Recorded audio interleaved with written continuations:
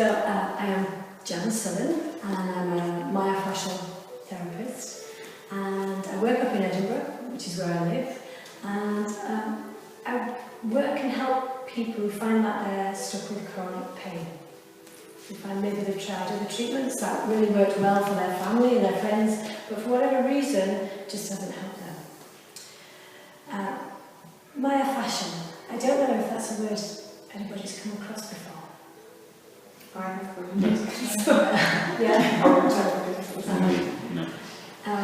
it is, I think it's something that's not very well known as yet in the UK. So kind of blazing a little bit of a trail with this. It's very effective for a treatment for chronic pain. Say officially begins at around 12 weeks. So if you've had pain for longer than 12 weeks, you get chronic pain.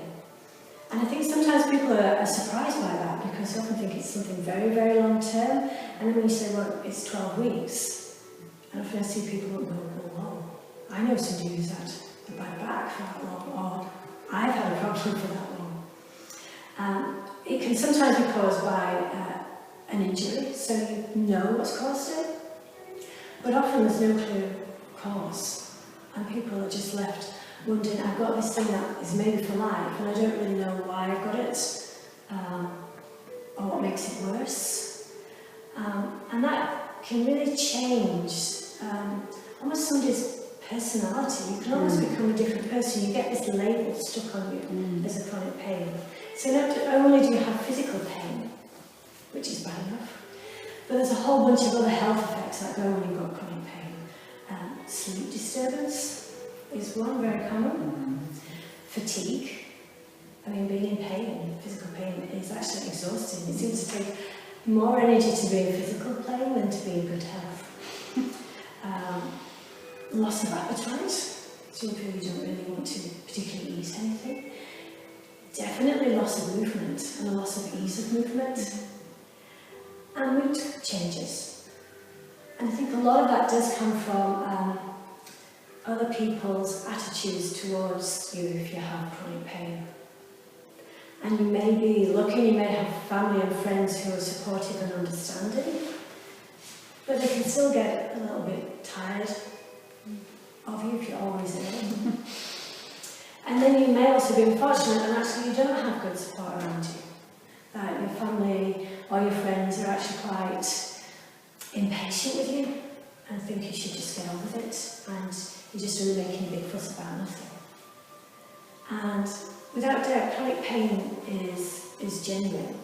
So imagine you're in pain, you've got all these other effects, and then you've got, again, this whole baggage of not good stuff people are putting on you.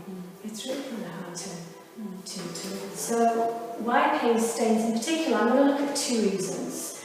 And they're going to refer to musculoskeletal problems, which is an overall term for things like carpal tunnel syndrome, back pain, shoulder pain, sciatica, and also migraines and headaches. And often people don't think migraines and headaches can actually be caused by musculoskeletal problems, but in some people they can. And I was one of those people, and again I'll talk about that a little bit later on. So a lot of common conditions, and there's a huge number of people who are affected by things like carpal tunnel syndrome or headaches. I mean, you may know people yourself who are affected by these conditions. What can be a causes in these people with these conditions are something called myofascial trigger points. So I'm just going to demonstrate. This is one muscle, and muscles are made up of fibres that really be able to smoothly slide over each other like this. So when they work, so we contract, so we do something physically, I pick up this cup, this glass, or I get worried and all my shoulders come up towards my ears, my muscles are contracting, so the fibres come close together. When I stop working or I relax, then the fibres of the muscles have to be able to lengthen. And that's a function of really healthy muscles, that they get shorter, but importantly they lengthen out back again. If for any reason, either through overuse, physical use of the body, or a lot of emotional tension, the muscles' fibres start to get stuck together, they can actually create what are called myofascial trigger points. And it's almost, I always try and think of a really good analogy for this, and I don't think I've found it just yet, but the best I can come up with is if you were a kid or you have kids and they ever got chewing gum stuck in their hair, and instead of being like individual hairs, it suddenly becomes a watch, and you have to get out the scissors. It's kind of like that. The muscles actually, fibres get stuck together and they can't move anymore. Myofascial trigger points have two very distinctive characteristics. The first of these is that they have referred pain patterns.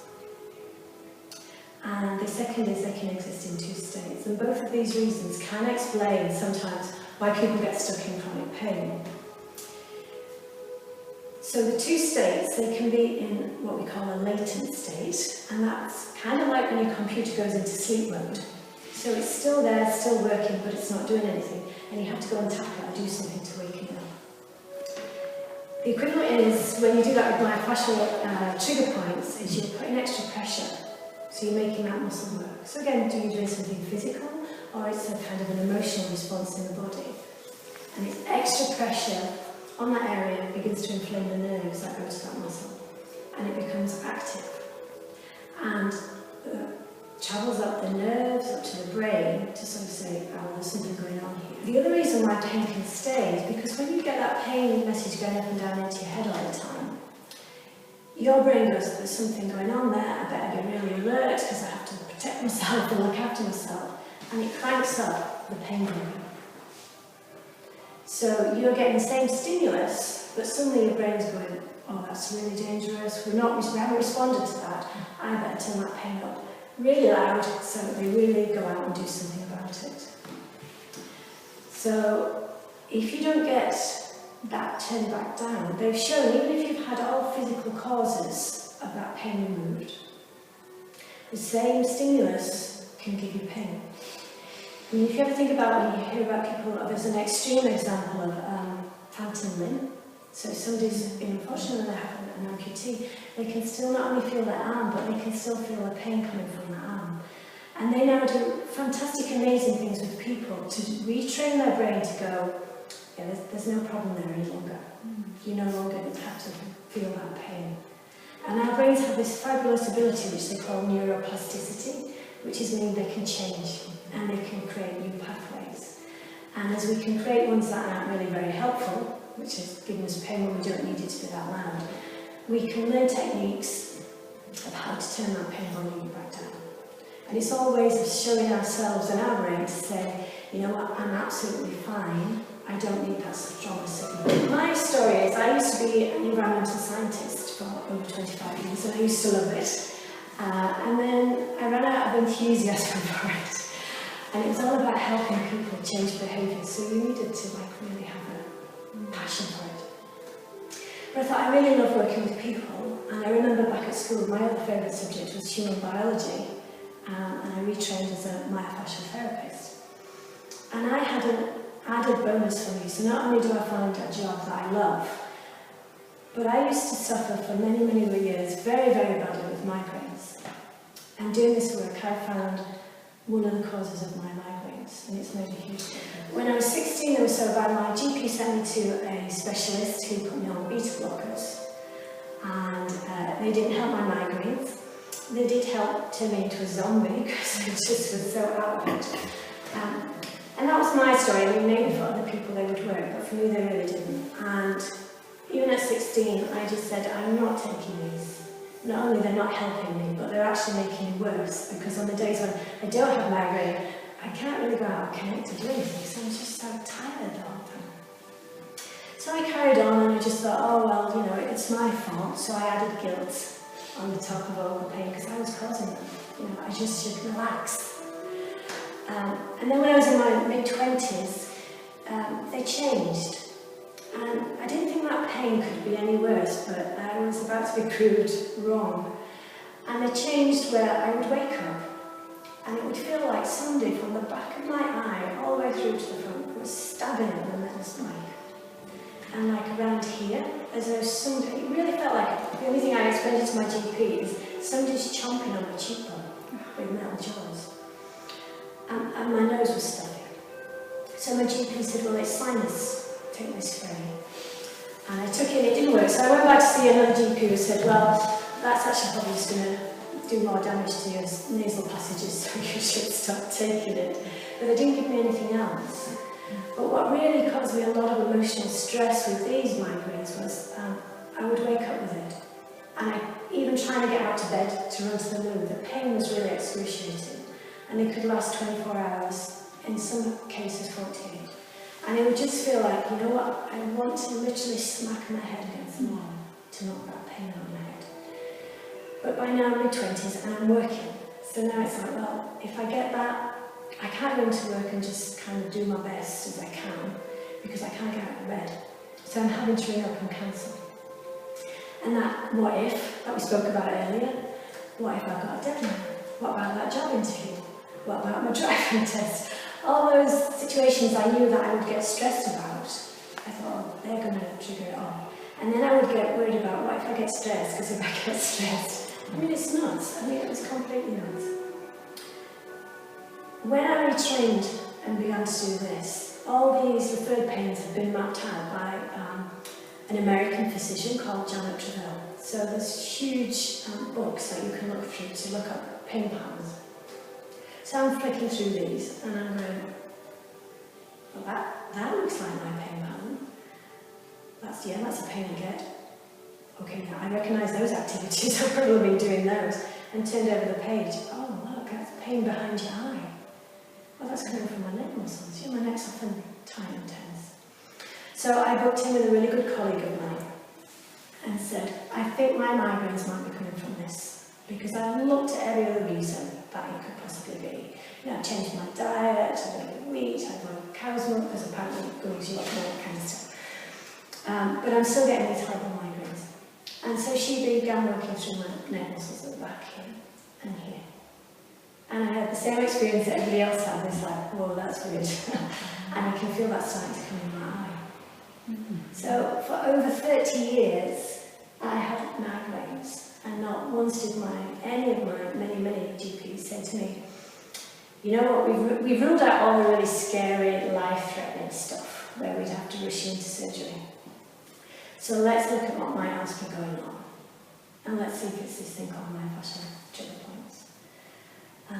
So it was such a relief. It's made such a difference to me knowing why they are caused and why stress is a factor. Because I carry my emotional stress around here. We all carry it in different parts, but I do get like that. And so knowing that and being aware of that and being really to listen and tune into my own body and learning how to look after myself and take care of myself. What you do with your body and how you use it also has a physical effect that goes back up to your mind. It's sort of like body language. So, you know, if you can sit like this and we're quite relaxed, it's just comfortable. But if you suddenly just tighten that, yeah, I don't know if you want to do that now and see how you feel, if anything. As you're doing that, your body chemistry is changing. And the hormones that say stress begin to switch on. I have a absolutely favourite TED Talk, and it's by Amy Cuddy. And she's an American psychologist. And she's done, again, experiments to show, I think the name of the talk is How Your Body Language Shapes Who You Are. And they did tests to show that if you're in one particular physical position, as another pose, it changes your body chemistry. So I thought I'd see whether you'd want to do this, because one of her poses, she's known for like power poses and low power poses. Have you come across this? If you are, you're probably going to know what I'm going to ask. So if you're comfortable with doing this, it's actually to stand up. And kind of stand hip width apart from your feet, like Wonder Woman. And is there anybody who doesn't know Wonder Woman? So hands on hips. You can be Wonder Man if you like. You can imagine you're wearing sparkly pants if it helps. But you stand like this for 2 minutes. And they measured people's saliva before and found levels of cortisol, which is a stress hormone, and levels of testosterone, which both in humans, women and men, and animals, it's like the hormone for sort of like power and control, dominance and feeling strong. So they had people stand like this for 2 minutes. And then afterwards they measured their saliva again, and their stress hormones had reduced significantly, and the testosterone hormone had switched on. And they had people who were like in a weak power position, which we're not going to do, but they had people in a weak power position. And they found the exact opposite. Stress hormones switched on, testosterone switched off. Then they said to both groups, we're going to give you $2. If you roll the dice and you get an odd number, we'll give you $4. About 86% of the people in the power group went, yeah, I'm going to roll those dice, because I am feeling powerful and I think I'm going to win. Only 60% of the people in the kind of weak, low power groups rolled the dice, and the others said, no, I'm not going to do that. And they also reported they just physically didn't feel very confident. And it's amazing, I've shared this with friends, and they've shared it with their kids, and people have sort of said, I'm going into a meeting and I'm really worried about it. It's like, you know, bob into the loo or somewhere where nobody can see, and stand like this for 2 minutes, and then walk into that meeting, and you will feel absolutely different. And that was the other thing for my talk of, you know, how do you actually keep your own power, right? Especially when it comes to your health. And when I'm talking to people, I often say to them, it must be lovely to fix people. And I always say, oh, I don't fix anybody. And they kind of look at me because they're not expecting me to say that. And I say, no, I really don't fix anybody. When I started my training, it's like pain's coming from these muscles, go out and do that, and then smashing people will be fixed. And then when I started to work with people, I would realise, well, Elizabeth here has made marvellous progress, and she's told me she's got less pain and she's feeling super, but Jane over there is not making any difference whatsoever to her, and she's frankly getting a bit peed off with me because she's coming in for help and she's still the same. And I thought, oh, I must be doing something wrong. So let me go and look back what I'm doing. I'm thinking, no, I'm working through all the muscles I'm supposed to be with Jane as I am with Elizabeth.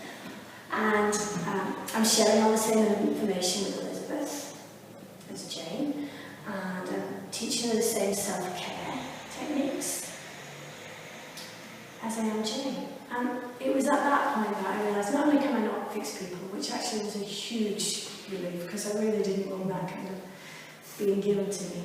Because again, as soon as you do that, I think you give away your power.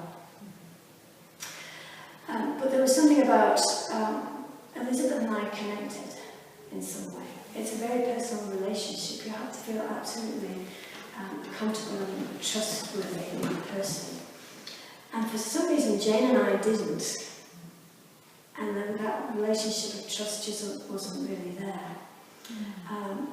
So, yeah, no one can fix you, but you can ask for help, and people can help you, and they can support you.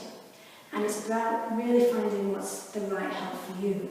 So in terms of, absolutely in terms of the therapy you can go for, but even more importantly, the person that you're going to be working with. And what I recommend to people is really be clear about what it is you want to achieve. What do you want to be different? How would your life look, feel, and be different if you weren't in constant pain?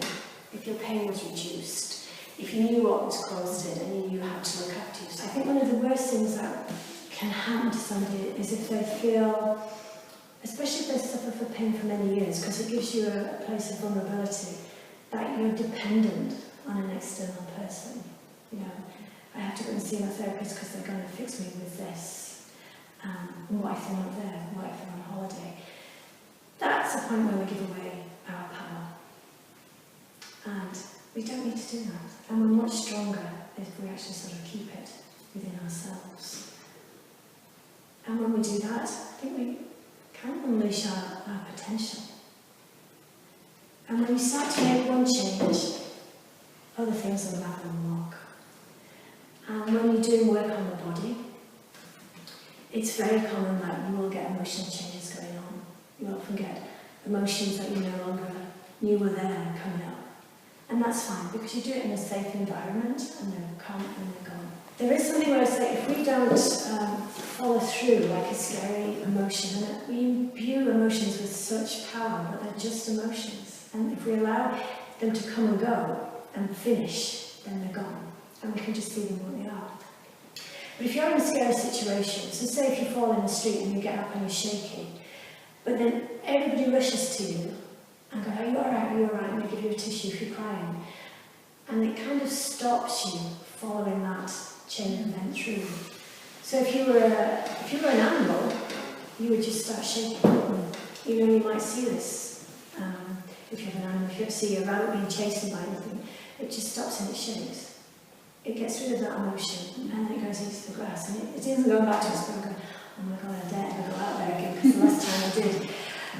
So it's gone, but we don't do that. We often get stopped and interrupted. And I think especially in our culture, showing emotion isn't allowed, and it gets blocked down. You know, and as we just talked about and demonstrated, emotional feeling has a physical response in the body. I hope that gives you a little bit of an insight, and there's some different information out there and different avenues to explore about why you might be stuck in chronic pain, or why people you know might be stuck in chronic pain. That the mind-body connection without doubt exists, and it's very important. And if you want to make healthy change, it really starts with you knowing what it is you want, where you want to get to, knowing your motivation, knowing you can call in good support when you need it, but knowing that fundamentally, does that sound harsh? But it is down to you, it's down to all of us that we can make those changes. It would be lovely, wouldn't it, if somebody could just go ching with a magic fairy wand and it was all solved. But I think that would also be quite boring. I think we get growth when we change. And though it can be scary to go through, because you know, you're opening a whole new door, possibly a whole new world, it's where we can really get